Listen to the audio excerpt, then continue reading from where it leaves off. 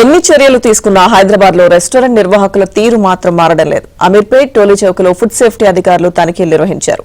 Kitchen లో బొద్దింకలు ఎలుకలు తిరుగుతుండడాన్ని అధికారులు గుర్తించారు. సింథటిక్ ఫుడ్ కలర్స్ తో పాటు పాడైన కూరగాయలు వాడుతున్నట్లుగా గుర్తించారు. హోటళ్లు రెస్టారెంట్ల యాజమాన్యాలకు నోటీసులు జారీ చేశారు. మరింత సమాచారం మా ప్రతినిధి నుమాన్ అందిస్తారు.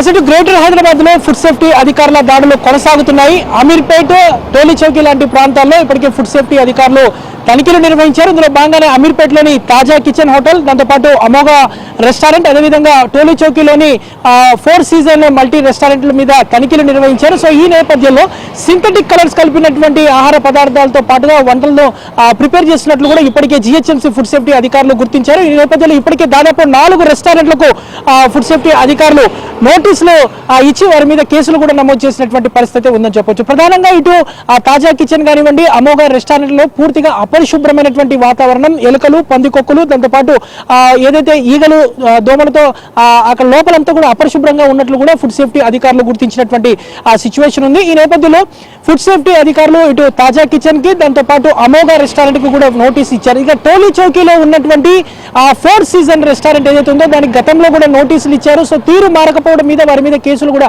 నమోదు చేసినటువంటి పరిస్థితి ఉందని చెప్పొచ్చు. ముఖ్యంగా కాలం చెల్లినటువంటి ఏదైతే నూనెలు, అదేవిధంగా కారం, ఇతర మసాలా దినుసులు వాడుతున్నట్లు గుర్తించారు. రిఫ్రిజిరేటర్ లో రోజుల తరబడి నిల్వ ఉంచినటువంటి మటన్, చికెన్, ఫిష్, ఫ్రాన్స్ ని కూడా ఫుడ్ సేఫ్టీ అధికారులు గుర్తించినటువంటి పరిస్థితి. గడిచిన 3 నెలలుగా హైదరాబాద్ నగర వ్యాప్తంగా అనేక ప్రాంతాల్లో ఫుడ్ సేఫ్టీ అధికారుల తనిఖీలు కొనసాగుతున్నాయి. సో 1-2 సార్లు తనిఖీలు చేస్తున్నా కూడా చాలా రెస్టారెంట్లు, హోటల్స్ లో మాత్రమే ఎలాంటి మార్పు అయితే కనిపించట్లేదు.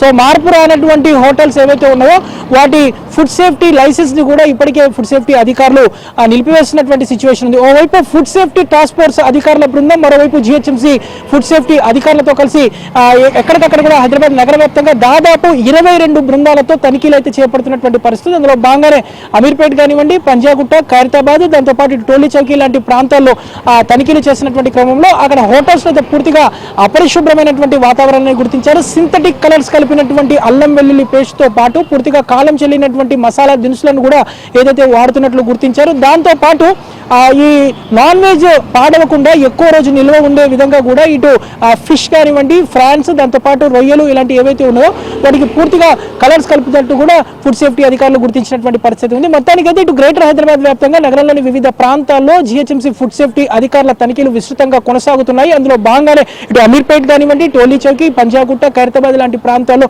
ఇటు హోటల్స్, రెస్టారెంట్స్ ఏవైతే ఉన్నాయో వాటి మీద తనిఖీలు చేపట్టారు. దాంతోపాటు హలీం తయారీ కేంద్రాల మీద కూడా ఈ నెల రోజుల పాటు ప్రత్యేకంగా ఫోకస్ పెడతామంటూ కూడా ఫుడ్ సేఫ్టీ అధికారులు చెప్తున్నటువంటి సిచ్యువేషన్ అయితే మనకు కనిపిస్తుందని చెప్పొచ్చు. జర్నలిస్ట్ వెంకట్తో నుమాన్ ఆంధ్రజ్యోతి.